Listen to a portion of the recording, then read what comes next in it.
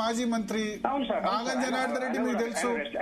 నాగం జనార్దన్ రెడ్డి గారు వాళ్ళిద్దరు కూడా ఏమంటారు, తెలంగాణకు భీష్మ పితామహులు లాంటి వాళ్ళు వాళ్ళిద్దరు కూడా. రాకేష్ రెడ్డి లాంటి వాళ్ళ ఒపీనియన్ తీసుకొని మీరు నెక్స్ట్ మన రంజనీలను లేకపోతే అలాంటి వాళ్ళని తీసుకోండి ప్లీజ్. తీసుకున్నాం నిన్న మొన్న మిగతా వాళ్ళ ఒపీనియన్ కూడా తీసుకున్నాం. మీ వర్షన్ చెప్పండి, మీ వర్షన్ చెప్పండి రవీంద్ర. ఇప్పుడు 1,00,00,000 కోట్లు ఇప్పుడు ప్రతి మాట 1,00,00,000 కోట్లు అంటున్నారు. 1,00,00,000 కోట్లు అయిందా అనేది వాళ్ళ బీజేపీ మన ఈటెల రాజేంద్ర గారు మాట్లాడారు కదా, వాళ్ళ పార్టీ వాళ్ళే దాన్ని కన్సిడర్ చేయమని చెప్పండి. ఆయన వాళ్ళ పార్టీకి ఒక ఒపీనియన్ ఉండదా? ప్రతి ఒక్కరు ఒకటి మాట్లాడతారా? ఓకే, ఈటెల రాజేందర్ గారు మాట్లాడితే నేను మాట్లాడానండి. ఈటెల రాజేందర్ గారు ఫస్ట్ ప్రాజెక్టు ఒకవేళ ఈ అవినీతిని సమర్థించుకుంటూ పోతే పాలమూరు రంగారెడ్డి కూడా మళ్ళీ మీరు చర్చించాలా.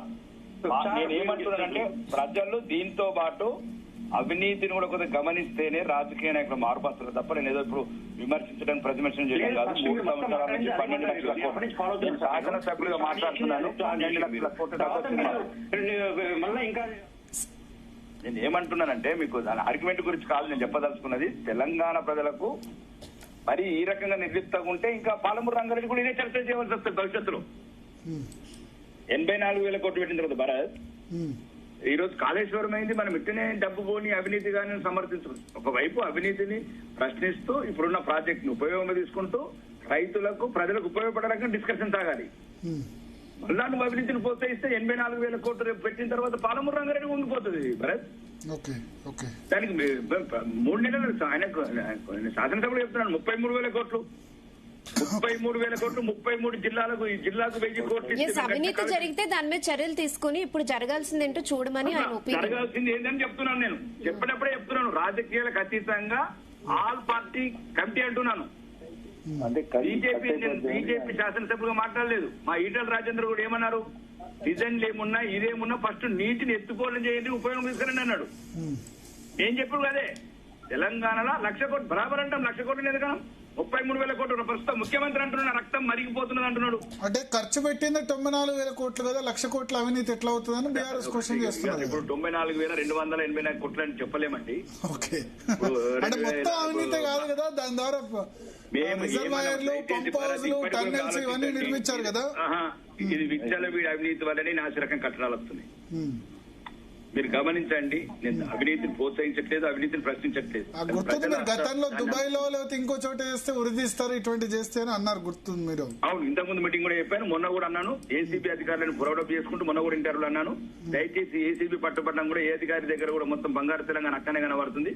శిక్షలు మాత్రం సౌదీ దుబాయ్ షేక్ ని అడిగి మనం కొన్ని వేరే శిక్షలు తీసుకోవాలని చెప్పాను. ఓకే ఓకే, ఇంకో కాలర్ ఉన్నారు అనంతరామ్ గారు నాగర్ కర్నూలు నుంచి. నమస్తే మేడం. నమస్తే, చెప్పండి మేడం. ఇప్పుడు డ్యామ్ అనేది కూలిపోయింది, ఏదో ఒక సైడ్ అయితే ప్రాబ్లం వచ్చింది, ప్రజలకైతే వాటర్ రావాలి, అది కరెక్టే. కానీ దానికి ఖర్చు పెట్టే ఇప్పుడు శ్రీశైలం డ్యామ్ గానీ వేరే ఏ డ్యామ్ గానీ ఖర్చు పెట్టే చారణ వంతు బారణ వంతు ప్రజలకు లాభం ఉంది. ఇప్పుడు దాని వరకు వచ్చే కరెంటు బిల్లు వచ్చేసి బారణ వంతు కాస్త చారణ ప్రజలకు లాభం వస్తుంది. దాని బదులు ప్రత్యామ్నాయంగా దాన్ని అట్టనే ఉంచి ప్రజలకు అన్యాయం జరగకుండా వేరే సైడ్ నుంచి ఏదైనా మార్గాలు ఉంటే అక్కడ నుంచి వాటర్ వాళ్ళకి వదిలే మార్గాలు ఉంటే కనిపెట్టి ఇస్తే బాగుంటుందని నా ఆలోచన మేడం. ఎందుకంటే వేరే ఏ డ్యామ్ గానీ ఖర్చు తక్కువ, ప్రజలకు మేలు ఎక్కువ ఉంది. ఈ డ్యామ్ వరకు వచ్చే వరకు మాత్రం ఖర్చు ఎక్కువ ఉంది, ప్రజలకు తక్కువ ఉంది.